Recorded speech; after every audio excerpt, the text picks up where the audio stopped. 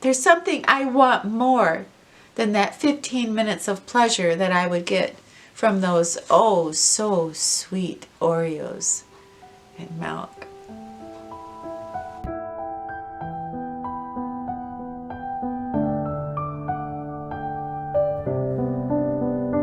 There's some stains on your photo, little cracks on your rusty frame, stuck in the mud, but it's okay. I don't have the pieces of you buried in the flashbacks. All these wicked nightmares has gone cold. Now we go way, way back, as far as way back goes. Still standing by your side. You know I'll be right here when all the monsters come. I've got you.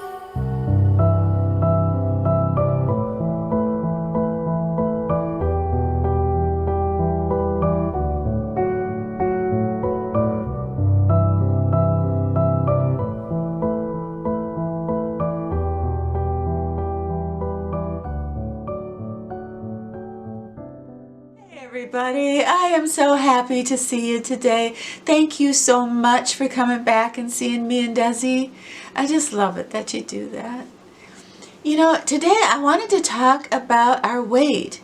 You know, behind the scenes, everybody is talking about, you know, in this crisis, we're all kind of, our nerves are shot and we're all gaining weight. I mean, you know, we're at home, we're in our sweats, we're watching the news, we're upset, we're eating peanut butter out of a jar, and we're gaining weight, and we want it to stop. I myself, I've gained 7 pounds in the last month, and I'm fed up. I want this to stop. This week I threw out 2/3 of what I was eating because it just wasn't working. And somehow, you know, I was gaining weight because I wasn't eating cookies, cakes, and pies. It's just stress makes me feel like I have to be eating something every second of the day. And I don't know why. So, and I often think too that, you know, we can't really successfully lose weight unless we figure out how did we gain it. Like this last 30 days, how did I gain 7 pounds? How did I accept that? So anyway, I want to share with you some of the things that when we're over 50 and we're over 60, there's a lot of things working against us when it comes to losing weight. And I want to go over those things. And I also want to share some tools that we have that help us not only take the weight off, but keep it off. And then I just want to share with you my personal journey of how I lost 3 pounds this week and how I'm so excited to have this fresh start. I feel like, gosh, at least I can get back into shape. You know, I'm 65, I'm 5'3", I have kind of a small frame, and my average weight during my whole life has been about 132 pounds. You know, 10 pounds either way, but probably the average right around 132 pounds. And dieting was never hard for me. So when I got, you know, 55, 56 years old, it was a whole brand new ball game. I don't think my thyroid was doing what it should be. I was losing estrogen levels, testosterone levels. I was losing muscle mass. And I was starting to gain weight around my middle, which I believe is caused by a stress hormone. And I started to lack a little bit of energy. So my exercise wasn't what it was before. So I kind of had to take all those things in and realize, well, first I have to talk to my doctor about my hormones, and she said, actually, you know, for me, they're okay. But for me, the key is energy and exercise. And when I'm stressed and anxious, that takes all my energy. So I don't want to get out and walk, and I don't want to get out and dance, you know. Well, I don't go out and dance. I stay in and dance. But that's my favorite exercise. So there were a lot of things working, you know, against us all. You know, when we hit a certain age, we're up against it. The bottom line advice from our doctors is eat less and exercise more. Isn't that amazing? Wow, what a novel idea. And you know, we're in this state of, you know, we're trying to look our best, and you know, there's a lot of different things going on in our lives and a lot of different stresses, and here we are up against all these brand new things that it takes twice as much dedication, passion, and energy from us to not gain weight, just to keep our figures, just to keep that roll from forming around our waist, which endangers us from a heart attack. It endangers us. It puts us at a higher risk for cancer. So when people say, oh, you know, you're going on a diet again, oh, it's just vanity. No, it's not just vanity. It's a little bit vanity, but it's our health. Well, we can't mess around with this. Blood pressure, you know, no. So there's got to be some things we can do, and there definitely is.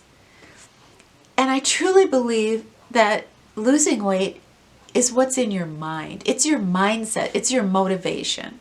And there's all these companies and all these programs, and they want to take our money, and they want to sell us on this diet plan, or they want to sell us on that diet plan. They're going to send us all this food, and they make all these promises. There's even a website now, it's called My Wager, where you can go onto the website and plunk down $50, $100 a month, and you bet on if you can lose that weight, and other people join in. I'll link it below, but other people join in. And so, like, I looked at mine. I want to lose 30 pounds. And so I would put in 50, and I have to do this in 6 months. I put in $50, and if I lose that weight in 6 months, I get $2,000. Do I really want to do that? Do I really, you know, during the uncertainty of our economy right now, do I really want to spend $50 a month to lose 30 pounds? No, I don't. But for some, that might be a cool site, but not for me. No. Because for me, it's all what's in my head, what is motivating me. The number one thing that always motivated me to get in shape was falling in love. I don't know, there's some kind of crazy hormone that happens there, but I don't even think about food. But, well, short of that, I have to make my own passion, my own kind of motivation for losing weight. So I asked myself, why did I let myself gain all this weight the last few months? And I truly believe it was because I said to myself, well, nobody's going to see me, right? I'm quarantined. I'm on lockdown. I'm not going out, right? Who's going to see me? Who cares? You know, I'm not going to show the ladies on YouTube new outfits because I can't do that now because I don't know when we're going to be able to go places. So nobody's going to see me. Really? Really? That was my thinking? Because nobody's going to see me, I might as well just let it rip and just overeat. No. So I got a hold of myself. I totally got a hold of myself. And I did realize too that when I am anxious and I am nervous, I don't smoke, I don't drink, I don't do drugs, but I do love that peanut butter on a cracker. And so does Desi. So I got fed up and I had to stop all that. And all these things that I was using for my diet that I thought were very healthy snacks, the Fiber 1 bars, the Protein 1 bars, I love those. I started out just 1 in the morning. Well, you know, then I got to 3. I was buying the Blue Diamond, dark chocolate almonds. Oh, great. I would just, you know, 12 in the morning and 12 at night. Well, pretty soon I was going through a bag every 2 days. That's crazy. It's just crazy. So I had to just forget it. I've got to reboot. I've got to start my whole diet over. And that's what I did.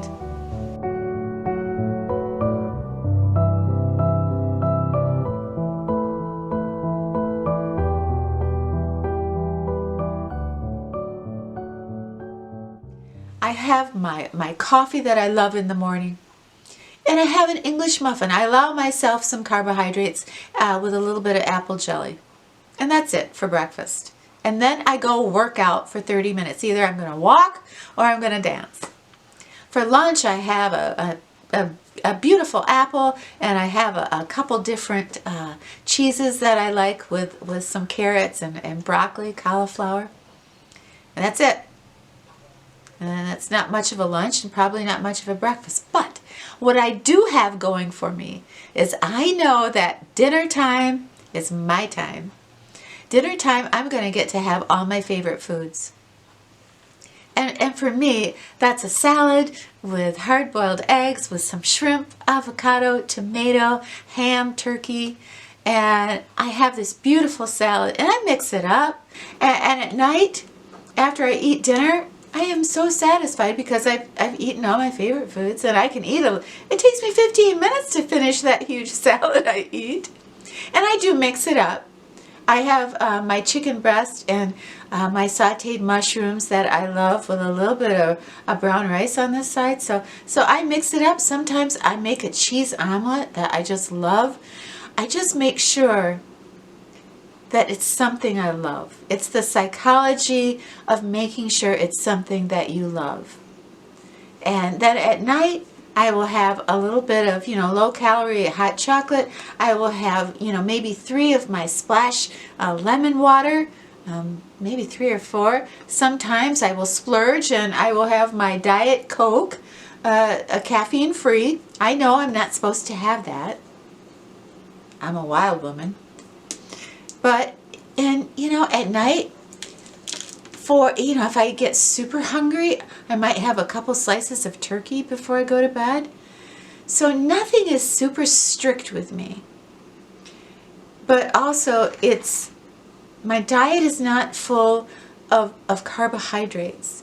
And even though it's restrictive, there's no doubt that what I'm eating every day is restrictive. But I think it's wonderful. I don't feel deprived. So that's the way that I can lose weight.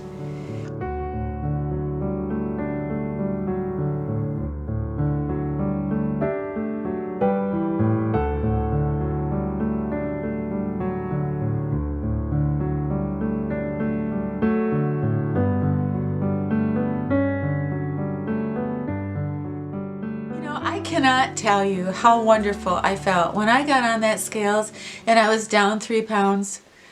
My mood lifted like to the clouds, because it was just nothing but gaining and gaining, and I wasn't paying attention to what I was eating. So I guess in recapping, I guess, I'm no doctor, I'm not a nurse or anything. This is just my 2 cents. But what I had to do is I had to figure out, why did I gain that weight, and then stop it. And then I had to figure out, what am I eating that's putting on so much weight, and I'm not going to eat that anymore. Then I have to figure out, what do I really love to eat, and that's what I'm going to have to eat every night. So I don't feel deprived. And I don't want this big little tire around my waist, so that means I'm going to have to walk. Oh, what torture. That's about, the only thing I can really do right now. I can go for walks, and I can go to the grocery store, or I can go to Target. That's it. Right now, that's my life, and that's probably going to be my life for quite a while. I'm 65 years old, and I have asthma, so I have to be careful. So I'm going to have to restrict my movement until there's, some type of treatment. So this makes me feel full of hope that, when they finally get a vaccine or a treatment, you know, I'm not going to emerge some cave woman, you know, that weighs, you know, 585 pounds with a mustache. That frightened me. I love Oreos. And I love Oreos and milk. They're the most comforting thing to me. I also love homemade macaroni and cheese. And then when I think about that, I think about, do I love that? The 10 or 15 minutes it's going to take me to eat that delicious food, is that worth giving up how I am going to feel when I don't have diabetes, when I don't have the tire around my waist, when I am in a function with my children someday, and I can be in a suit that is a size that I'm proud of. There, I said it. But that's just me. I weigh those things. I visualize. I put a picture of my very favorite dress that I know I will look like crap in unless I'm 135 pounds. But I put a picture of that dress on my refrigerator to trigger me, to remind me that there's something I want more than that 15 minutes of pleasure that I would get from those oh so sweet Oreos and milk. That's what I had to do. How about you? Can you relate to any of this? Tell me, you know, how do you feel? Have you gained any weight? And what are some of your tips?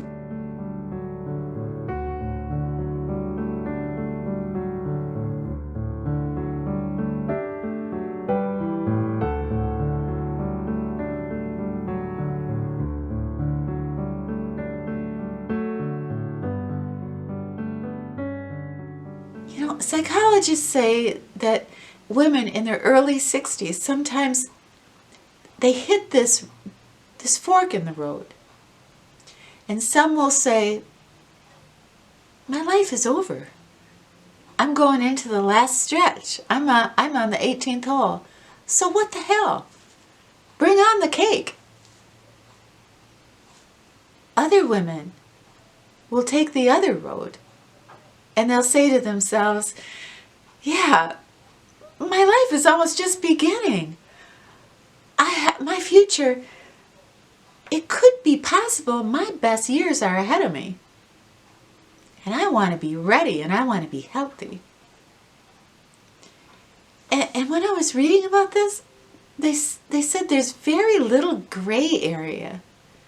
It's either who gives a flying fig, or yeah, I want this. I don't want to let go of my health and my pride. I want to feel in control of how I look and how I feel in my health. And that made a profound effect on me, and I had to share it with you today.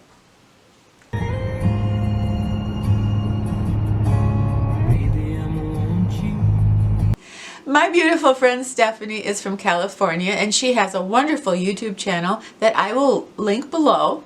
And what Stephanie did this week for me was she made a couple masks, and they're just gorgeous. And so I can really be styling when I'm masking. Anyway, she made these homemade, and she sent them to me so I could be safe. So I thought that was the dearest, sweetest, kindest thing to do. So thank you, Stephanie, so much for your kind heart.